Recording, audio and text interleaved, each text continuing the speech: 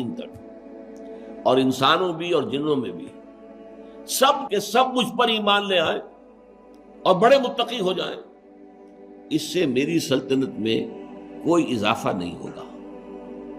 اور اگر تم سب کے سب ابو جہل بن جاؤ،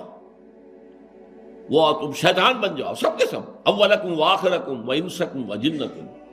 تب بھی میرے کارخانہ قدرت کے اندر کوئی کمی نہیں آئے گی۔ لہذا جو کچھ کر رہا ہے وہ در حقیقت اپنے لیے کمائی کر رہا ہے، لہا ما کسبت وعلیہا ما اکتسبت، جو کر رہا ہے خیر کما رہا ہے تو اپنے لیے، شر کما رہا ہے تو اپنے لیے۔ تو اگر جہاد کر رہے ہو اور اللہ نے تمہیں اس کی توفیق دی ہے تو جان لو کہ تم اپنے بھلے کے لیے کر رہے ہو، اللہ کا شکر ادا کرو کہ اس نے تمہیں چن لیا ہے۔ جیسے سورہ حج کے آخر میں ہم پڑھ چکے ہیں، هو اجتباکم جاہدوا فی اللہ حق جہادہ، هو اجتباکم، اللہ کی راہ میں جہاد